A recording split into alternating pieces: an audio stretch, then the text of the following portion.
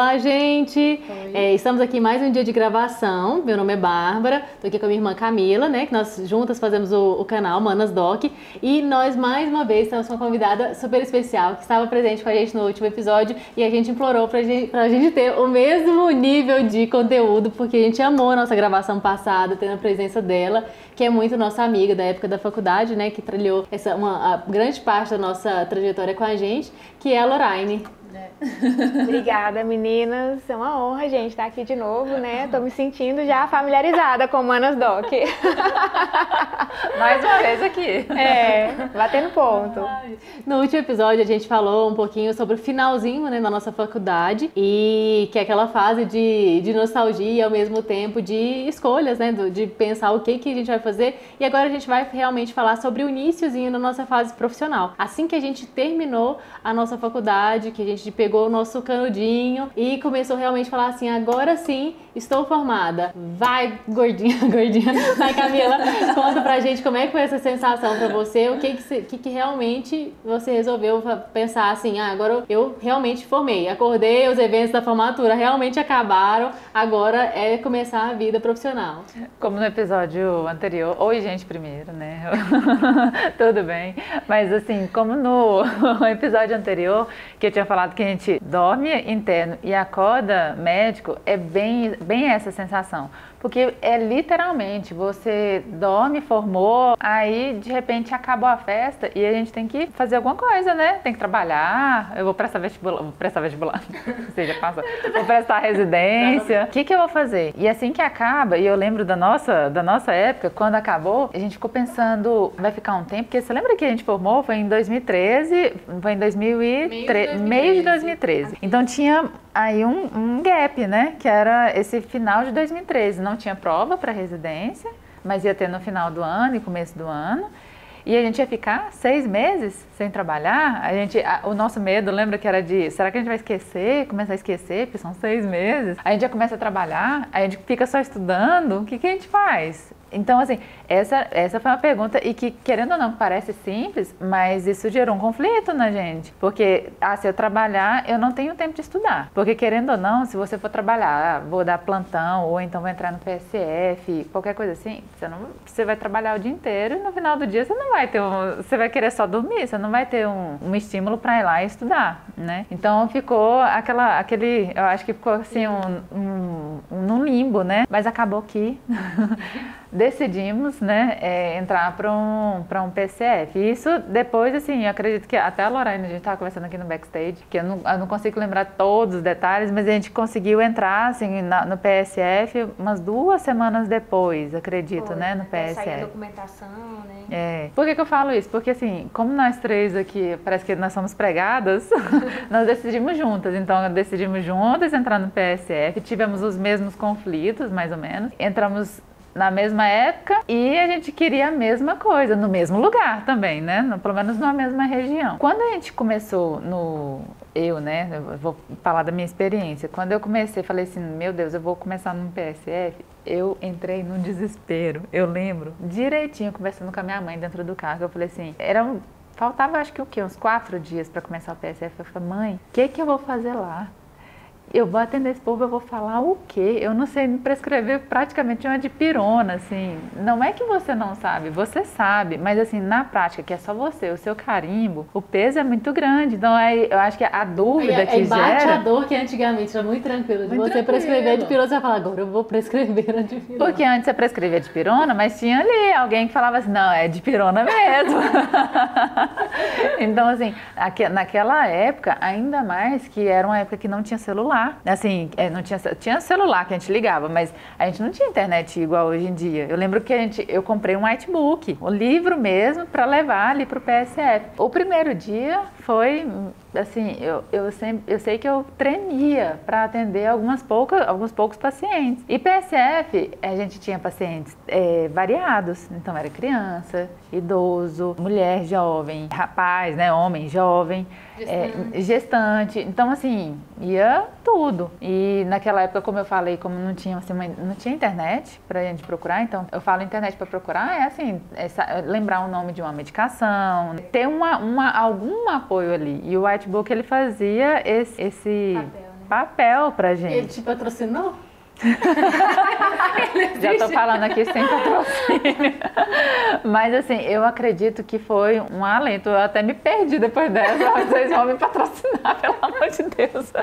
Mas assim, eu acredito que essa fase em que a gente tem o primeiro emprego, eu falo assim no sentido do profissional de saúde, médicos, né? Aqui no sentido nosso, que a gente estava morrendo de medo de entrar para um PSF. Eu lembro que eu tinha mais medo ainda de entrar para um plantão. Eu lembro que eu falei que eu não queria fazer plantão. Mas por quê? Porque eu não tinha capacidade? Tinha. Mas era pelo medo da responsabilidade ali, que é muito grande, que é muito pesado, né? Então, assim, a gente enfrenta muito medo. Mas acaba que o PSF, a gente enfrenta também outros medos. Então, são outros medos, porque você está lidando com vidas ali também. Pode não ser uma emergência, mas você está lidando ali com condutas também, que eram pacientes hipertensos, pacientes diabéticos, era gestante. A equipe de um PSF, isso é bom a gente falar, que a gente tem que valorizar, as enfermeiras, né? Toda a equipe ali é sensacional e funciona, né? E vocês, o que vocês acharam? O que você achou, Ló? Eu acho que a gente vai com uma idealização, né? E chega lá, você se depara com uma realidade que às vezes é mais difícil de encarar, né? A gente lida com a impotência, porque às vezes você faz um encaminhamento que não sai no tempo hábil para o paciente que está grave. Você pede exames que também às vezes os resultados não vêm com a rapidez que você queria. E eu acho que lidar com essa temporalidade, né, do SUS, que às vezes não é aquela que a gente tem a expectativa, era uma coisa que trazia sofrimento pra gente também. Porque o PSF, ele tem a característica, por ser um programa da família, né, de saúde da família, de querendo ou não, com as visitas domiciliares, com a questão de você conhecer do mamando ao caducando, né? Você criar vínculo. A gente nas sextas-feiras era super comum ir embora com bolinho de fubá, suco, lanche, né? E esse vínculo com a população acaba ficando mais estreito, apesar da gente ter ficado poucos meses. E se deparar com situações de impotência para nós também trazia um sofrimento a mais, né? A gente passou por essa fase de transição, da incerteza nas condutas, do medo, do receio. E depois, quando a gente transpôs isso, veio a fase de não conseguir ver o desfecho de muita coisa. Né? Não sei se vocês lembram disso também. E perigo também. A gente passou por situações, né? A gente comentando, tentando puxar ali nos bastidores situações que a gente marcou. Teve a questão de nós sermos alertadas, né? Por colegas que atendiam em PSFs próximos e foram assaltados à mão armada. Né, nós éramos presas fáceis na região por ameaças, né, de peraí, o que você está escrevendo nesse prontuário, né, você vai levar essa suspeita aqui do consultório adiante, você vai encaixar isso na denúncia, suspeita de maus tratos. Então são cenários que o médico do PSF vive, que muitas vezes ele sofre sozinho e ele está numa situação às vezes de risco, de vida, né, e que muito poucos pacientes às vezes têm acesso a isso, né? E isso também me marcou muito. Hoje eu tenho um respeito muito grande por quem atende em PSF. Até porque acho que a gente meio que teve uma fase que a gente meio que menosprezou, entre aspas, o PSF por achar que seria simples, fácil demais. É uma coisa assim, uma coisa de transição, uma coisa de recém-formado fazer. E graças a Deus que surgiu realmente uma residência para medicina da família. Porque quando você entra, você percebe que existe uma complexidade, que aquelas pessoas elas precisam ter uma atenção muito grande e de uma forma muito diferente daquela que é num ambulatório especializado. É realmente o que você está falando, é o cuidado da família. E envolve um monte de coisas que quando o médico já vai convivendo muito tempo naquela região, ele vai conhecendo a complexidade, conhece esse tipo de abordagem que você está falando, de pessoas que às vezes que envolve o lado complicado da medicina, que é o lado que envolve família, que envolve, por exemplo, maus tratos, e que num setor pequeno, numa região pequena, muitas vezes, às vezes o médico pode até ser meio a vitrine da situação, isso, né? Ele é o rosto da situação. Exatamente. Ele é o elo frágil, né? E às vezes são unidades como as que nós trabalhamos que não tinha guarda, né? Eu lembro de a enfermeira ter o cuidado comigo de falar, olha, coloca seu carro aqui dentro, a gente vai tentar colocar num lugar que ele não está tão vulnerável, porque nós tivemos a experiência de com o médico anterior ter sofrido uma abordagem que nós fomos reféns para ele poder levar o carro dele, né? Então, assim, eram situações que nós jamais imaginávamos e que hoje a gente olha para quem está passando por isso e vê com um respeito muito grande, porque para além do estresse da profissão, de assumir casos dos mais variados, né, de ter o dia de renovar a receita receituário de psicotrópico, de ter o dia de você ter muita habilidade na comunicação para explicar que muitas coisas não estão 100% no seu domínio e não ser visto como o vilão da história, porque para muita gente que não conhece o processo, né, por exemplo, da questão dos encaminhamentos do SUS, pensa que você que está atrasando o processo, você não está colocando força, né? Então, é todo um jogo de cintura que é um nível de estresse muito grande. O meu exemplo, eu bati meu carro nessa época, né? 2 vezes, eu peguei na oficina, andei com ele 1 semana e bati de novo. Quando eu consigo olhar a história assim, por perspectiva, eu vejo, gente, o nível de estresse que eu estava naquela época. Porque para além das expectativas que você tem para sua carreira, você está nesse cenário, né, que embora a gente fez a opção de trabalhar menos, era um cenário muito estressante, e que você, né, tem 1001 coisas na cabeça, onde mais uma vez vocês entraram para me socorrer, né, que eu fiquei o restante dos meus meses indo para lá de carona com vocês, e onde mais uma vez ter a nossa amizade, o nosso convívio, a nossa rede de apoio foi extremamente importante para que a gente mantesse o equilíbrio e a sanidade, né. Então é um processo difícil, né. E essa questão que você está falando até da organização também do PSF, foi uma coisa que depois, acho que deve ter te ajudado muito também, me ajudou demais quando eu já estava lá na frente, na época dos plantões mesmo de obstetrícia e da fase que eu já estava especializando, ou que eu já estava especialista, você conhece muito o fluxograma do SUS através do PSF, na prática mesmo. A gente aprende isso muito na faculdade, mas você aprende muito na prática. Então, do mesmo jeito que às vezes o médico do PSF não consegue agilizar, às vezes, o encaminhamento, o médico que está na emergência, no pronto atendimento, ele não pode fazer certos tipos de encaminhamento. É o médico do PSF que precisa fazer. Então, ele tem a logística dele. Ah, mas é muito defasado alguma coisa, é muito demorado outras.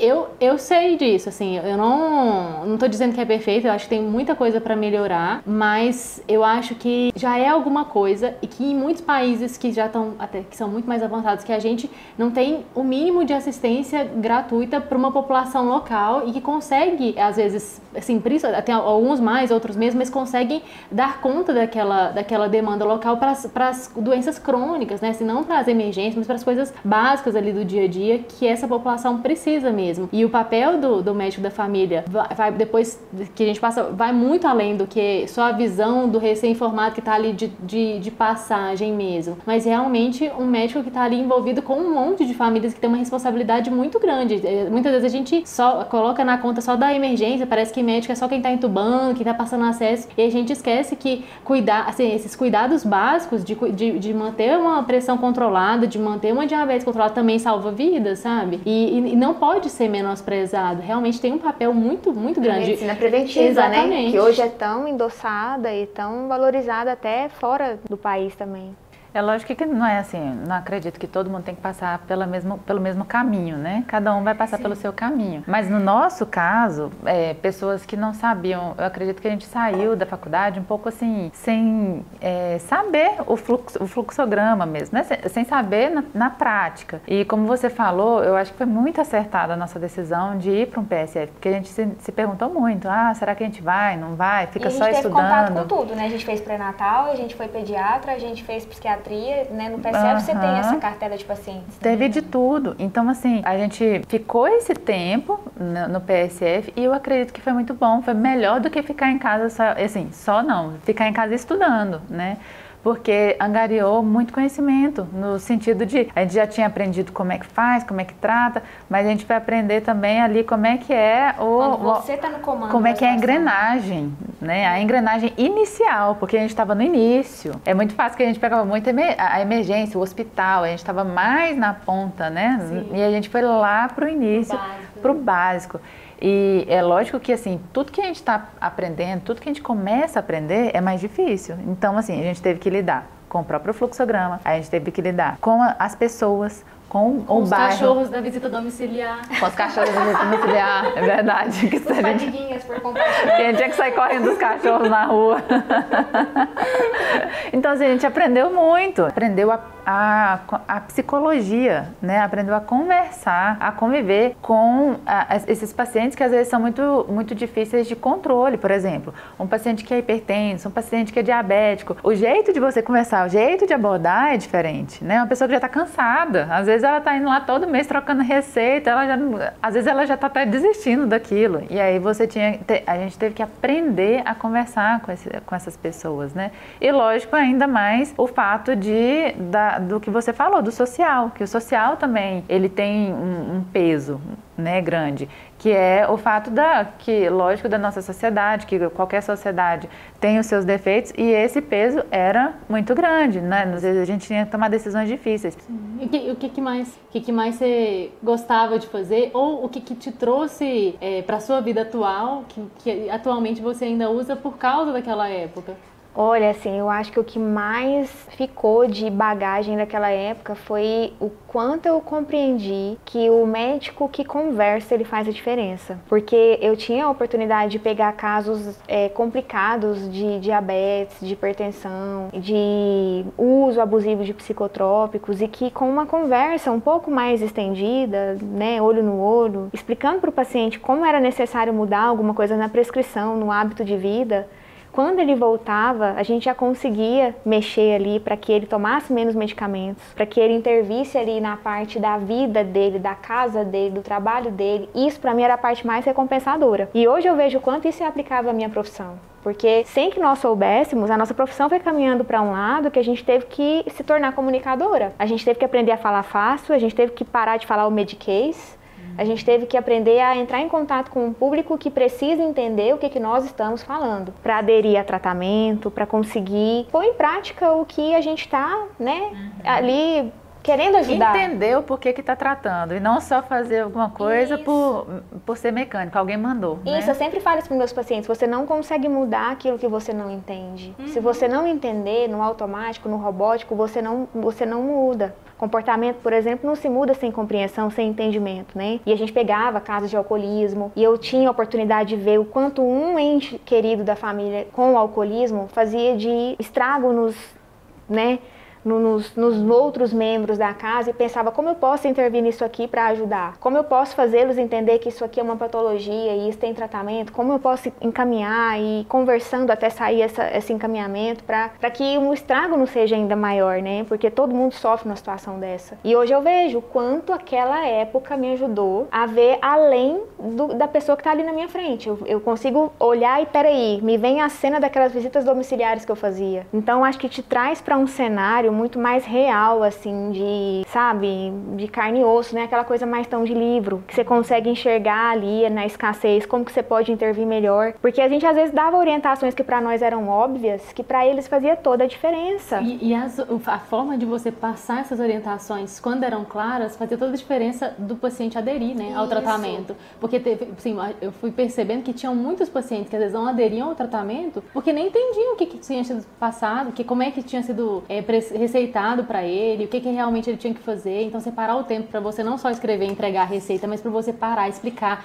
perguntar se ele concorda, você consegue usar esses aqui? Tá dentro dos seus horários? Tá dentro da sua rotina? É viável isso aqui para você? Então, assim, compartilhar a conduta um pouquinho com o paciente também, naquilo que dava para compartilhar também fazia diferença. Faz sentido, né? Para você isso aqui, né? Porque às vezes ele vê na nossa falta de comunicação, falta de interesse. Ele vê que, peraí, o médico tá tentando entrar um pouco no meu mundo, eu tô vendo um mínimo esforço nele de tentar aplicar algo à minha realidade para além da prescrição médica. Ele tá ali, ele dá uma palestra, ele vem na minha casa, vê meu avô que tá acamado. É outro nível. Tanto é que quando a gente saiu, a gente teve festa, teve bolo. Eu nem quis despedir lá da minha unidade, porque eu pensei, nossa, vai ser muito pior. Mas depois da gente sair, a gente ainda recebeu notícia, né? Nossa, fulano de tal tá mandando um abraço, tá super triste porque você foi embora. Gente, como vale a pena? Eu acho que foi também uma outra prova social do quanto vale a pena em cada um dos contatos que você tem. Você não vai conseguir mudar o mundo, mas em cada um dos contatos que você tem, você tornar aquilo digno.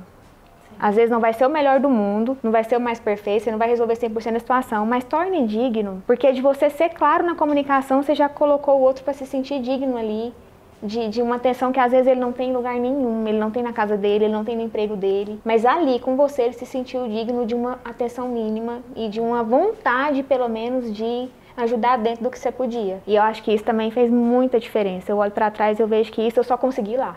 Eu não consegui aprender isso em outro lugar. É engraçado que você fala que não tem outro lugar. É porque eu tenho a visão é que humaniza a medicina ali. É bem raiz, né? Bem ali o comecinho. Então você humaniza... É a base, na verdade, é a base, de tudo, né? é a base de tudo. Então fica muito mais humanizado. Porque, igual você falou, das visitas domiciliares, né? Ia a equipe. Era o médico, enfermeira, né? E o motorista. Quando era mais longe, tinha o motorista que levava a gente. Quando era mais pertinho, ia a pé, né?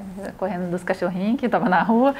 Mas a gente entrava na casa da pessoa, né? Então, assim, o humanizar é você entrar na casa da pessoa e a pessoa olhar que é uma figura que às vezes tá tão distante dela, mas nossa, aquela figura ali tá dentro da minha casa. Então, faz toda a diferença. E eu acho que fez diferença para os pacientes e fez diferença pra gente, porque eu acredito que a gente como a gente entrou, não foi do mesmo jeito que a gente saiu. Saiu bem mais amadurecida e bem mais humanizada, né, também, assim, então... Porque você ganha tantos alertas que você às vezes tende a ficar, assim, armada, né? Você cria uma... Armadura. E aí, se você vai trabalhando, vendo que é necessário um certo mesmo autoproteção, mas você vai vendo que existe uma parcela ali do seu trabalho que faz a diferença. Se você tiver essa vontade, esse esforço, você vai conseguir fazer a diferença, sim. E você leva isso depois para todos os lugares que você for trabalhar, independente do público, né? Isso é verdade. Eu acho que assim, se todo mundo pudesse fazer a experiência de passar por alguns meses no PSF, né, quem está terminando medicina, é um período muito enriquecedor para a profissão, porque você consegue rodar por todas as cadeiras ali de uma maneira prática e ter contato com um público que você vai até a casa dele. Você entra dentro do cenário dele e vê como nesse quebra-cabeças você pode atuar numa visão de perspectiva, não é só mais uma visão de livro, né? Isso é verdade. Inclusive, né, os nossos planos era de ficar mais tempo no PSF. E assim, só dando uma perspectiva do nosso relacionamento, nós três sempre fomos assim, muito alorarina espontânea e sábia, né?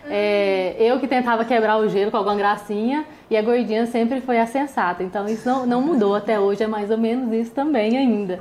Então, a forma como a gente saiu do PSF, se eu contasse para vocês na versão íntegra, poderia gerar algum tipo de polêmica, né? Então ela me solicitou que não contasse a versão íntima depois para essa versão íntegra, né? E depois para os íntimos a gente pode contar de uma forma melhor. Mas, enfim, eu fui meio que transferida / mandada embora do PSF por um motivo meio que seria polêmico, não ter nada a ver com conduta, com nenhum tipo de problema, nem com a unidade, nem comigo. A unidade era maravilhosa, a equipe era maravilhosa, mas por umas questões de logística, uma certa política também. Mas deixa isso pra lá. No final das contas, eu sempre penso que na vida da gente, ao invés de a gente tentar encontrar alguma coisa pra gente culpar, ou pra gente polemizar, ou levantar, isso é um perfil nosso, né? A gente sempre pensa que, na verdade, sempre é a mãozinha de Deus colocando a gente no lugar que a gente deveria estar, ou pra onde a gente deveria se encaminhar. Então, eu penso assim, que a gente tava gostando muito, era uma fase que realmente a gente tava muito feliz, mas eu interpretei como sendo um recadinho de Deus, que tava na hora de eu realmente partir para aquilo que eu já tinha definido para mim. Eu já tinha definido que a gente queria se especializar, que a gente queria partir para uma vida mais específica na área que a gente tinha escolhido e mais autônoma também. E isso veio para reforçar aquilo que não, você realmente, seu perfil é para ser autônoma mesmo e para se virar nisso. Então, assim, mas isso é uma coisa que marcou muito a minha vida, porque foi aquela cena icônica de filme, né? Da enfermeira chegar para você e falar assim, doutora, quando essa moça aparece aqui, alguém vai.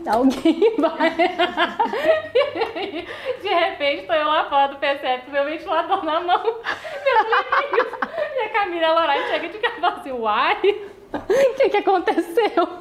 Então, essa fase realmente foi muito marcante na minha vida, porque eu acho que tudo que acontece sempre serve para simbolizar muito alguma coisa. E isso simboliza para mim, assim, o cuidado que Deus teve, porque assim, eu sou absolutamente tão grata pela fase que veio a seguir, pela decisão que eu tomei logo a seguir a isso, que assim, eu não tenho motivo nenhum para me revoltar e nem para criar polêmica com nada, porque assim, realmente foi a fase que a gente falou assim, não, vamos seguir pro próximo passo, vamos fazer o que... Não desmerecendo o PSF, estava tudo ótimo e eu seria muito feliz se eu ficasse mais tempo lá, mas realmente eu ia retardar um pouquinho o processo que eu realmente já tinha definido, que era o de me especializar para a área que eu tinha sonhado, que eu tinha construído na minha cabeça que a gente ia fazer juntas. E foi uma hora que, no final das contas, a gente é meio colada mesmo, né? Não, deixa eu contar isso daí, porque aí é a nossa visão, né? Eu sempre, como a Alô falou, você estava na época que estava pegando carona com a gente, né? Então eu ia catando as meninas no PSF. Eu saía, terminava, pegava a Lorraine e depois pegava a Bárbara, beleza? Então, nesse dia, peguei a Lorraine. E aí fui lá, passei no PSF da Bárbara, tá ela saindo, porque era muito quente, né, sempre muito quente, e cada uma levava um ventilador. A gente comprou, né, um ventiladorzinho para ficar ali no nosso consultório. Não, cada uma tinha um ventilador e a gente deixava lá no nosso consultório. E aí, quando a gente parou na porta do PSF da Bárbara, tá ela vindo com um ventilador na mão. A gente falou, ué, mas o que esse ventilador tá fazendo na mão dela? E vem ela com a matula toda e com aquela cara assim de alguma coisa deu errado. Aí nós entramos em confusão mental, que a gente falou assim, ué, mas... A coisa não é tão estável quanto parecia. A coisa não é tão estável. Só porque, não sei se você lembra, a gente falou assim, se você não vai ficar, como é que nós vamos ficar no PSF? Não, nós vamos sair também. Se uma sai, as três saem. Se uma sai, as três saem. Ô, revolta, né? Aí que a gente falou assim, não, vamos sair agora nossos ventiladores. Tem que voltar pra pegar. Tem que voltar pra pegar. Mas, como você falou, na realidade foi assim, um pezinho que foi lá e, né, bateu em você pra você seguir em frente, porque na realidade a gente tem que enxergar, é assim, né, quando alguma coisa empurra a gente, que a gente acha que é pro abismo. Eu tô falando que assim, nunca considero, e na minha vida sempre não considero que o PSF era um atraso, ou que isso era alguma coisa que eu evoluí, não. Mas que eu tava no lugar errado. Que assim, que não era pra eu estar ali. Mesmo naquele tempo, a minha decisão, a decisão acertada é que eu já tinha que passar pro próximo passo. Que era o que a gente já tinha decidido. E então não fazia sentido estar num lugar simplesmente porque você queria ganhar algum tipo de tempo. Sabe assim, uma coisa não tinha...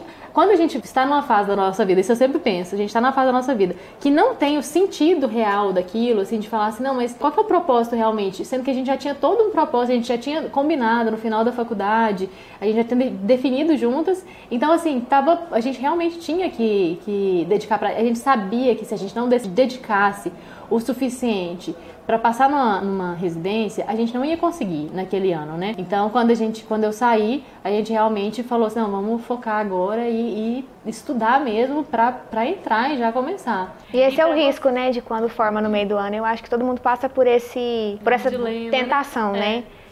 Porque ficam meses ali, né, ociosos. Até porque você precisa também, né, de dinheiro, né? Nem sempre a pessoa tem ali um sustento que ela possa ficar por conta só de estudar. E aí é onde muitas vezes, né, vai pro caminho de não especializar, né? Então eu acho que por isso foi muito importante a gente passar por aquele lugar, ver a importância também de não ficar na zona de conforto, para que a gente fosse também experimentando a sensação de que as coisas não eram tão estáveis quanto pareciam.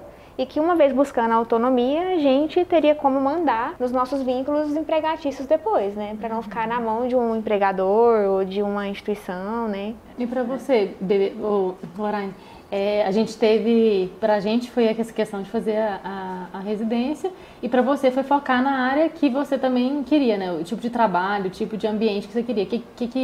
Pra onde você resolveu ir nessa fase? Pois é, nessa fase depois, né, eu fui pra área da medicina do trabalho, que aí ficou até pelo meu trauma de ter dado perca total nesse carro. Foi também uma providência de Deus na época ter um trabalho perto da minha casa, porque eu fiquei por 4 meses andando a pé. Foi muito traumático ter envolvido num acidente que foi no intervalo de tempo muito pequeno, acho que isso acabou me abalando muito. E depois, na sucessão, veio a vila, né? E aí, no cumprimento da carga horária da vila, veio os plantões na psiquiatria, e uma coisa foi meio que puxando a outra. Aí eu já busquei me especializar também na medicina do trabalho para poder ter essa carta na manga, posteriormente, para que se eu precisasse usar, né? Para além da psiquiatria, eu também ter um leque maior de atuação. E eu acho que nesse sentido, ter passado pelo PSF deu uma bagagem que depois eu não tive mais a oportunidade de ter, né? Então, eu penso que quando chega nessa bifurcação, eu vou pro PSF quando eu formo, eu vou pro pronto-socorro, como eu vou escolher, eu penso que é o que mais te dá qualidade para você tomar decisões depois que são mais claras, porque você tem um tempo maior ali disponível, você chega em casa menos exausto, né, do que quando é um plantão em pronto-socorro, embora pareça que você vai subdividir suas horas ali na semana de uma maneira que sobra mais tempo, mas não era isso que a gente percebia com os nossos colegas que faziam PS, né, para que depois também, tendo a oportunidade de rodar nas várias especialidades médicas, você se firme naquela que você realmente tem certeza que no tete a tete depois, atrás da mesa, é o que você vai se identificar. Porque ali você define, não, eu tomei a versão de tal especialidade, esse público eu não tenho perfil para atender. Ou não, eu vi que realmente aqui eu consigo exercer melhor o meu dom, aqui eu consigo colocar meu talento em prática, né? Então, eu penso que nesse sentido também foi muito mais, para mim fez mais sentido estar no PSF nessa fase bem recém-formada do que num PS. Bom, gente, acho que é isso então por hoje, né? A gente vai, no nosso próximo episódio, a gente vai falar um pouquinho sobre essa fase que a gente parou e se dedicou exclusivamente pro nosso preparo, né? Pra prestar a residência. E, infelizmente, a gente não vai ter nossa convidada especial dessa vez. Mas futuramente a gente pretende ainda ter a bebê, a presença da nossa bebezinha mais vezes aqui, porque a gente ama a convivência. A gente amou gravar, né? Esses 2 episódios com ela. Foi ótimo. Foi maravilhoso, de verdade, porque em vários momentos parece que a gente até esquece um pouco da câmera e parece que é simplesmente a gente lembrando um pouquinho, conversando como a gente já tem costume de fazer mesmo. Então é muito leve, muito fácil, né? E é muito bom. Então eu agradeço por vocês, né, por terem assistido a gente hoje nesse episódio. E a gente espera vocês pro próximo. E fiquem aqui com a gente então, sempre, tá bom? Até mais, até o próximo. Beijo, tchau.